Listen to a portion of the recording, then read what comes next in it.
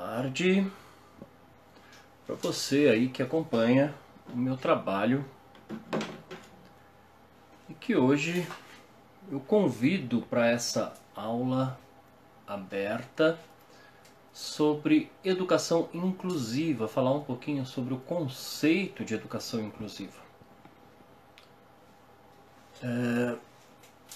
Aguardar só um pouquinho a entrada de algumas pessoas para que a gente possa começar a conversar sobre esse tema que cria tantos debates na esfera pública, mas que é um tema complexo e que precisa ser compreendido em sua complexidade. Então, para vocês que entraram, depois a aula ficará disponível aí no meu canal do YouTube para que possam assistir depois, né, ou passar para os colegas. Você pode participar dessa aula ao vivo. Na medida em que você quiser, você pede participação e eu autorizo e você faz a sua pergunta aqui ao vivo ou, né, você pode explicitar a sua opinião. Então, em primeiro momento, é importante deixar claro que essa aula ela tem o intuito de fazer uma abordagem puramente pedagógica. Vou dizer por quê. Desde que eu me propus, deu uma pequena travada aqui porque me ligaram nesse momento. Então olha só, desde o momento em que eu me propus a pesquisar educação inclusiva, eu tenho então rodado o Brasil apresentando palestras e eu sempre esbarro com uma questão muito delicada e preocupante quando se trata da inclusão das pessoas em suas diversidades na escola pública ou na escola particular, que são todos os conhecimentos desenvolvidos a partir de uma análise clínica. Por que eu falo isso? Porque já é o momento da pedagogia assumir a sua autoridade, o seu conhecimento, o seu poder e saber na esfera pública. E acho muito significativo que as pessoas compreendam que o discurso clínico e o discurso pedagógico, embora se falem sobre uma formação multidisciplinar, ele não vai acontecer porque o discurso clínico ele é antagônico ao discurso pedagógico. Vamos entender por quê. Primeiro, porque a educação inclusiva se trata da inclusão de forma geral. E já é um erro falar em educação inclusiva. Isso já é envelhecido, isso já deveria ter sido rebatido, refutado, desconstruído. Porque quem lhe dá o direito, ou quem se dá o direito de dizer que a sociedade pertence a si e que a partir dessa concepção política histórica vai incluir o outro no seu universo cultural ou no seu cotidiano social. Então já começa por aí. A palavra inclusão, não concebo essa palavra como algo positivo, né? Na verdade, o que nós fazemos é uma troca cultural, é uma troca de experiências humanas. Eu dentro da minha singularidade, na minha forma de funcionamento orgânico, psíquico, emocional, e o outro dentro da sua forma orgânica, psíquica e emocional. É muito importante lembrar que todo ser humano é dotado de vida psíquica.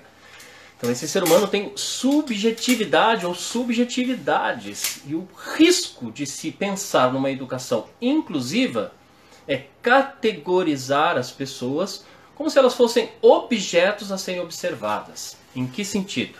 Alunos com deficiência. E aí eu já penso que vou receber um ser humano cheio de déficits cognitivos que vão provocar em mim uma série de dificuldades para trabalhar e que a partir do laudo médico eu vou conseguir desenvolver toda a matemática em sala de aula. Para. Nenhum cadeirante é igual. O que eles trocam em comum é o fato de estarem se locomovendo e ter a cadeira de roda como parte constituinte do seu corpo. Aí você pode pensar, cadeira de roda é corpo? É. Se você pensar na proposição já feita por Maurice de Merleau-Ponty, tudo aquilo que exerce em mim uma função orgânica é meu corpo estendido. Márcia Tiburi tem uma definição de corpo sensacional para a gente pensar. O corpo é aquilo que somos em matéria e símbolo. Então o meu corpo é essa constituição agregada do simbólico. Então vamos pensar nisso, né? Toda constituição simbólica constitui o meu corpo também. Então meu corpo não é só esse conjunto, como dizia Michel Foucault, de vasos e fluidos. Isso não é tão objetado, não é tão especista. Meu corpo pensa, o meu corpo age segundo o plano simbólico que o envolve. E aí eu posso, né, pensar também, educação inclusiva. Então se trata apenas das pessoas denominadas politicamente como pessoas com deficiências.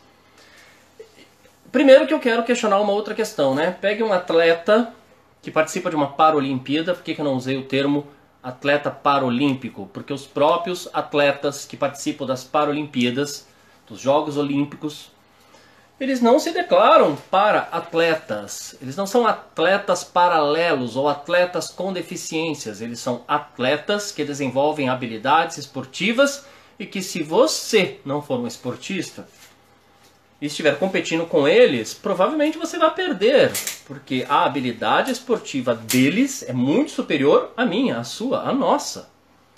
Então, se eu, de repente, pego um nadador que não tem uma perna e um braço, né, e vou competir com ele, ele vai ganhar de mim, ele é um atleta, eu não sou um atleta. E aí a gente pode pensar, naquele momento, naquela competição, quem era a pessoa deficiente? Se a deficiência ela é calculada a partir da habilidade não desenvolvida, há de se pensar como essas concepções de déficit são construídas na nossa sociedade. Pensamos nisso. Então a gente pode pensar, né, que a educação inclusiva também abarca, dentro dessa concepção pedagógica, o grupo das denominadas politicamente pessoas com deficiências. Essa é uma proposição clínica. Eu prefiro, como pedagogo, como professor, como alguém que pesquisa a área, trabalhar com um conceito de singularidade humana. Todo ser humano tem a sua singularidade, e essa singularidade é que constitui a nossa subjetividade humana. É o modo como eu vivo em sociedade, é o modo como eu penso a sociedade, é o modo como eu desenvolvo as minhas habilidades. Então eu prefiro trocar dentro do ambiente escolar a concepção de deficiência pela concepção de singularidade. E aí a gente já tem uma questão antagônica, porque a clínica vai enxergar o déficit, a pedagogia vai enxergar a potencialidade. Se esse ser humano é cadeirante, se esse ser humano é surdo, se esse ser humano é cego, se esse ser humano é down, se esse ser humano vive na condição de síndrome de Martin-Bell, se esse ser humano tem hidrocefalia, se esse ser humano é disléxico, se ele tem descalculia, são singularidades. Por que singularidades? Dentro desse coletivo social, dentro da pluralidade cultural e social, essa pessoa apresenta a sua forma de organizar o seu pensamento, de se deslocar dentro do ambiente e de se posicionar perante o mundo e a sociedade. Vamos pensar nisso, né? Se eu já começo a trabalhar com a concepção de singularidade humana, eu começo a pensar que a potencialidade desse ser humano está ali. E potencialidade é tudo aquilo que pode vir a ser, a se desenvolver. Partindo do pressuposto de potencialidade, eu observo, eu avalio e eu desenvolvo meios, técnicas de trabalhar com toda a diversidade humana. Mas eu disse que o conceito, aliás, alguém que está acompanhando a live gostaria de se posicionar, fazer alguma pergunta, falar algo a respeito dessa questão sobre pessoa com deficiência ou singularidade humana? Ninguém? Sintam-se à vontade, você pode fazer o seu apontamento, você pode inclusive dialogar comigo nesse momento, ao vivo aqui nessa live. Bom, por que eu falo isso? Porque essas concepções clínicas, essas concepções médicas, elas estão presentes no cotidiano escolar com muita força. E muitas vezes isso, embora pareça ajudar, ajuda a quem? A mim, professor? Porque me deixa confortável acreditando que esse aluno, por ter apresentado um laudo, tem de fato um déficit, uma deficiência, e por isso, tudo aquilo que eu não conseguir desenvolver com ele, eu fico no meu espaço, no meu território confortável, porque essa criança apresentou um laudo. É bom para quem? Para a família? Para a mãe, para o pai, para a mãe e para o pai, que tem uma criança Down, cadeirante, surda, cega, é confortável para essa família? Acredito que não. Porque quando as pessoas têm em sua família uma pessoa denominada clinicamente com deficiência, ela percebe, ela conhece e ela sabe quais são as potencialidades dessa criança e desse adolescente, e o que a entristece muitas vezes é a recusa do outro de reconhecer nesse ser humano todo o seu potencial existente e focar muitas vezes naquilo que ele não consegue. E não consegue não é porque tem uma deficiência como clinicamente é apontado. Não consegue porque eu, por exemplo, eu tenho pós-doutorado, recebi o título de professor honoris causa por uma universidade americana, e não falo isso para mostrar o meu currículo. A intenção é, eu não consigo entender matemática. E falo isso publicamente. Então olha só, os títulos, o meu estudo não me ajuda a compreender matemática. E a matemática sempre foi na minha vida um entrave enorme na minha vida. Durante toda a minha vida escolar, eu fui aprovado pelo conselho escolar por ter tirado notas baixíssimas em matemática. Mas a matemática, na verdade, essa matemática formalizada, cheia de regras, normatividades, eu penso matematicamente quando eu atravesso a rua, mas isso a escola não reconhece. E não estou aqui fazendo o papel de acusador da escola, porque eu sou professor e me orgulho disso. Mas é preciso compreender, você que trabalha na escola, você que é pedagogo, você que é licenciado, nós, muitas vezes, nos rebaixamos para o discurso construído clinicamente. E a pedagogia, a didática, não toma o seu espaço no território do poder e não se pronuncia contra todas essas questões que são colocadas de forma capacitista. O que é o capacitismo? É quando eu marco o outro corpo, quando eu duvido da potencialidade desse outro, quando eu duvido que esse outro possa desenvolver habilidades em função da condição humana que ele apresenta. Compreende a diferença? Então por que eu digo que clínica e saber pedagógico não constroem juntos uma concepção multidisciplinar? Porque há sempre uma pretensão de impor o saber clínico médico ao trabalho pedagógico, principalmente dentro da escola. Uma outra questão que precisa ser pontuada dentro da concepção de educação inclusiva é a orientação sexual e a identidade de gênero, que muitas vezes as pessoas pensam, mas educação inclusiva não é trabalhar com a pessoa com deficiência, mais uma vez, como clinicamente é apontado. Mas essa pessoa, ela tem sexualidade, ela tem identidade, ela tem direito à personalidade. Então é preciso pensar que não somente a educação inclusiva trabalha com um conceito, né, de acolher, de desenvolver a potencialidade da pessoa humana em sua singularidade física, anatômica, intelectual, emocional e afetiva, mas também reconhecer a diversidade de gênero e de orientação sexual. Então, na minha escola, como eu trabalho quando há uma mulher transexual, um homem transexual, um homem cis, heterossexual, homossexual ou bissexual, uma mulher cis, quando homossexual, bissexual ou heterossexual. Cis é quando eu me reconheço no gênero com o qual eu nasci. Se eu nasci com vagina e sou uma mulher, me reconheço como mulher, então eu sou cis. Se eu nasci homem com pênis, né, eu me reconheço. Aí você fala, não é redundante homem com pênis? Não. A condição de ser homem e de ser mulher na sociedade, já dizia Simone de Beauvoir, é performática, é construída culturalmente. Judith Butler reafirma isso depois por meio da teoria queer. Só para entender. Aquilo que eu sou enquanto matéria, corpo, parte de uma interpretação biológica. Aquilo que eu sinto que sou é vida psíquica. Se forma ao longo do tempo na medida em que eu vou me percebendo nesse corpo.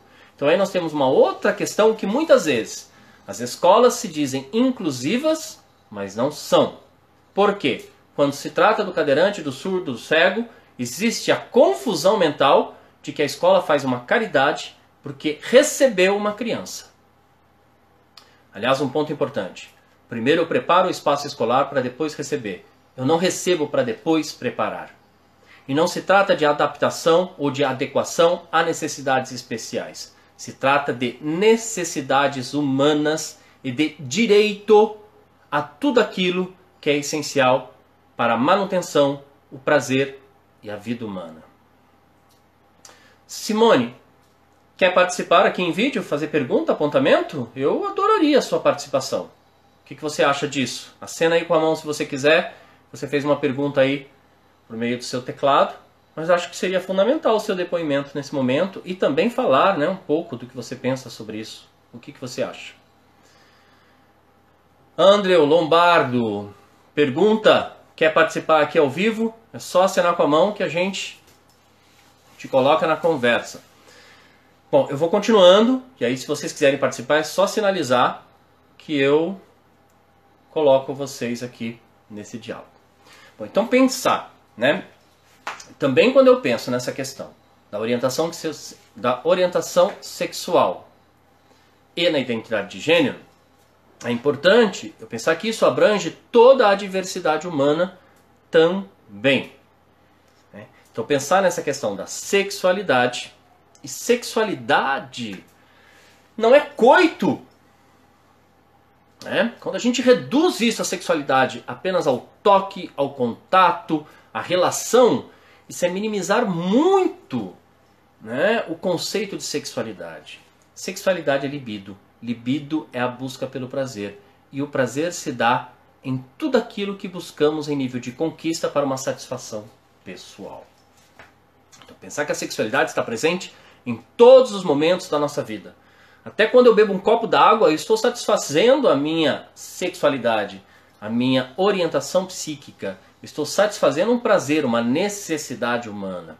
Para entender, satisfiz um prazer, busquei algo, um objeto, alguma coisa para satisfazer esse prazer, inclusive aquele chamado de sexual, estou vivendo a minha sexualidade. Então é muito importante que a gente pense, trabalhar, né? A equidade, trabalhar o reconhecimento da orientação sexual em sua diversidade e da identidade de gênero em sua diversidade faz parte da educação inclusiva. E todos nós somos sujeitos, somos atores dessas construções identitárias do direito de personalidade e de orientação sexual. Todas as pessoas.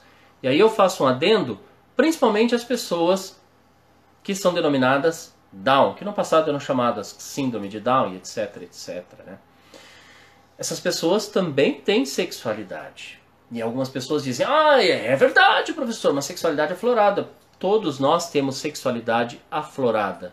O menino, independente de ser Down ou não, ele vai no banheiro escondido e se masturba. Muitas vezes na escola, na sua casa, na sua cama, escondido. Então essa não é uma característica da pessoa Down.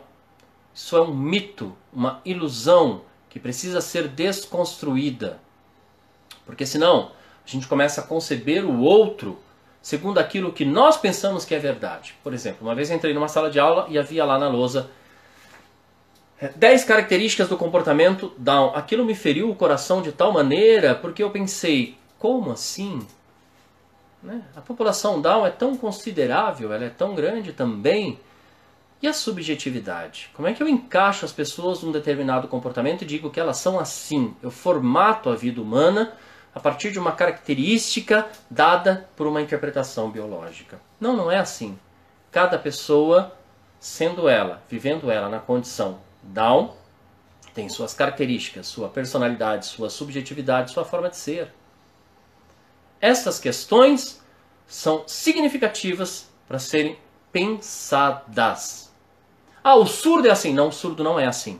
cada surdo é de uma forma. O que ele compartilha socialmente é uma luta histórica, porque durante anos, décadas, ele foi agredido em seu direito fundamental e humano, que era autonomia de escolha, que era liberdade de expressão por meio da sua língua natural, que era o direito ao ingresso à universidade, entre tantas outras questões. Então, só para pensar nisso. Também quando falamos em educação inclusiva, é preciso pensar na dimensão do sagrado de toda e qualquer religião. Eu posso não compartilhar da sua fé, mas eu não tenho o direito de não conceber a dimensão do sagrado da sua fé. O que torna diferente quando eu reconheço a dimensão do sagrado dentro de uma concepção inclusiva. Eu posso não fazer parte da fé do candomblé.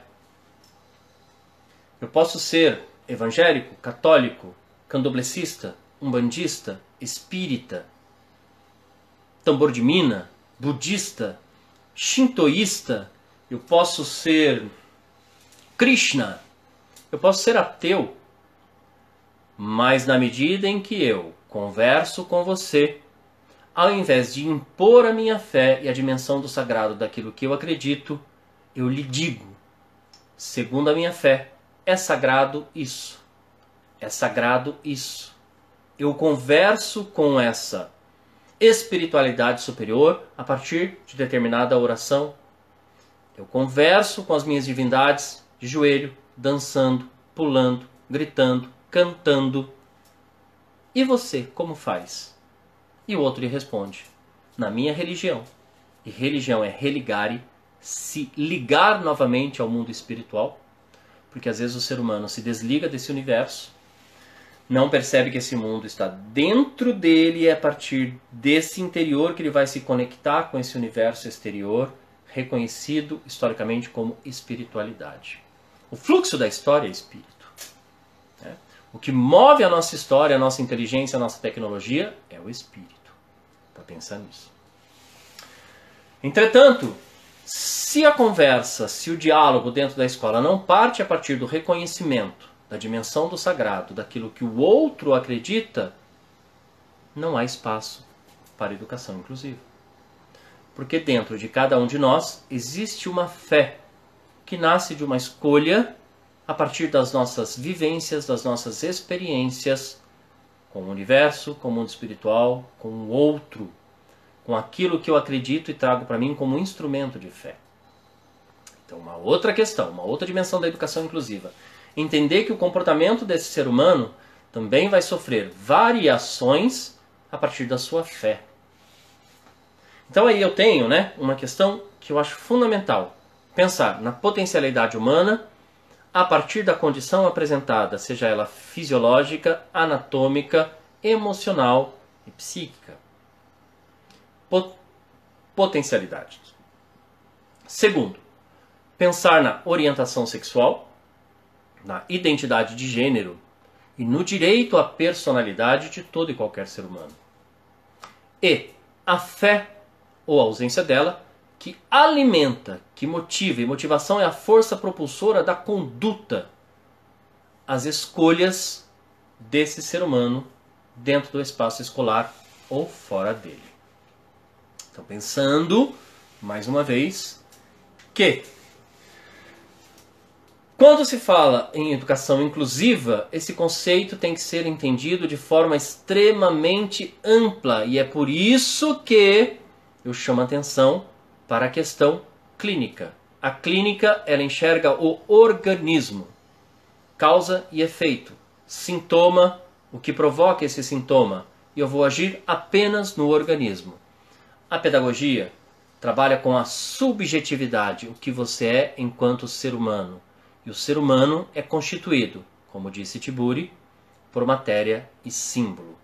Matéria, minha anatomia, minha fisiologia, simbólico, tudo aquilo que eu agrego como valor e subjetivo e me construo como ser humano para fazer uso no meu dia a dia. Então, só para pensar um pouquinho. Hoje é uma aula introdutória sobre essa questão da educação inclusiva. Se você achou que eu ia falar como você trabalha com a pessoa surda, isso são técnicas, métodos, tecnologia. Você tem aluno surdo? Precisa aprender Libras, conhecer sinais, estudar muito Libras, poder trabalhar com a pessoa surda. A escola precisa entender isso. Tudo bem? Vai trabalhar com uma pessoa cega? Você precisa aprender, não só isso, tem a pedagogia da imagem, estou dando exemplos, mas isso são técnicas, métodos, tecnologias para que você possa desenvolver a potencialidade desse ser humano. Olha só, por mais que pareça irônico que eu vou falar, e não é, eu quero que você pense, é o caminho mais fácil.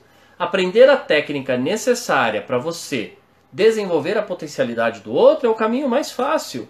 O mais difícil é a escola de fato compreender que esse ser humano não é dotado de déficit, nem de limitações.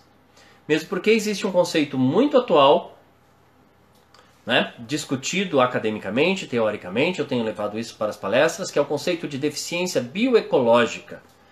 O que é a deficiência bioecológica? Nesse conceito cabe a deficiência.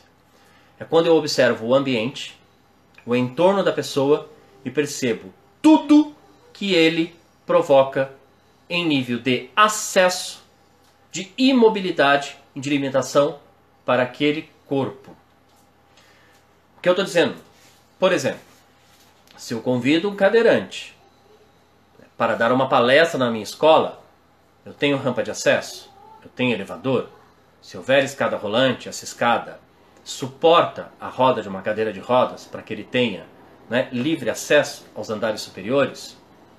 Ou seja, eu propiciei a acessibilidade, senão a deficiência não está no cadeirante, está no espaço. É isso que permite que eu faça uma avaliação bioecológica da deficiência. Eu não vejo a deficiência na pessoa, cadeirante, aqui não dá. Não, o meu espaço não permitiu acessibilidade. Então, o meu espaço é o fator limitante e não o organismo daquela pessoa. É? E isso se aplica à pessoa surda. Os professores da minha escola sabem Libras? Têm conhecimento em pedagogia da imagem? Não tem? Então, a deficiência não está na pessoa surda. A deficiência está no ambiente. A deficiência está na falta de conhecimento daquilo que é necessário para que o surdo desenvolva as suas habilidades. Eu tenho uma aluna transexual na minha escola e não tenho, né, um banheiro que a atenda com segurança. Então o problema não é essa aluna. O problema é o meu prédio escolar. Como eu vou resolver isso? Eu tenho que desenvolver técnicas e meios pedagógicos para que isso seja de forma mais humanizada. Porque você também autorizar que uma aluna transexual use o banheiro dos professores, isso é desumano. Vou dizer por quê. Os demais alunos usam os banheiros dos alunos. Onde está a consciência, a concepção, o processo educacional do respeito à integridade humana, que muitas vezes se rejeita a presença de uma mulher transexual dentro do banheiro feminino ou de um homem transexual dentro do banheiro masculino. Pensar nessas questões. A discussão é pedagógica. Se eu não encontro um caminho para que isso se resolva dentro de uma concepção humanitária, a deficiência está no prédio, a deficiência está em quem tem o poder e não resolve essa questão. Não é na pessoa. As pessoas, dentro das suas diversidades, elas são vitimadas em função da sua condição e paralisadas a partir de uma instância de poder que atua sobre elas, muitas vezes de forma impiedosa, muitas vezes de uma forma excludente, acreditando que estão incluindo. Então o que eu quero que você pense a partir dessa aula introdutória? Educação inclusiva se trata das pessoas com deficiências? Não. Educação inclusiva se trata das pessoas transexuais, homossexuais, bissexuais? Não. A educação inclusiva então se trata, né, das pessoas vamos lá, negras, a gente vai pensar, né, na história afro-brasileira, porque a gente tem que debater isso na escola. Também não. Então a educação inclusiva se trata de religiosidade. Você acabou de falar aí, né, que eu tenho que respeitar a dimensão do sagrado do budista, do espírita, do candomblessista, do umbandista, do Krishna. Também não. A educação inclusiva se trata de rever a nossa ignorância perante a realidade do outro.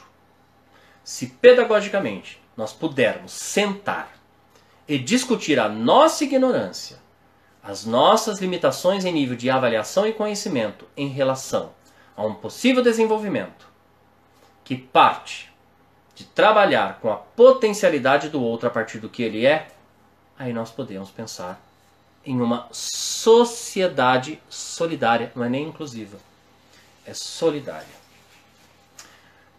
Então olha só, a palavra de hoje é educação, se você puder pensar nisso, que não deveria mais ser concebida como educação inclusiva, mas como educação multifacetada.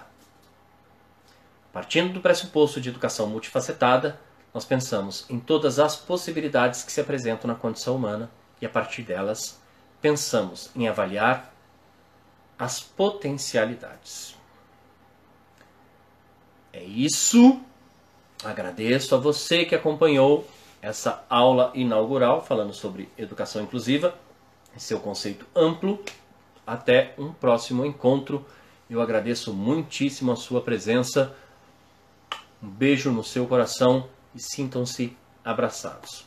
Professor Eduardo Campos, em mais uma aula aberta. Nosso próximo encontro será na quinta-feira, onde eu pretendo falar sobre lugar de fala. Um beijo e até lá. Espero você.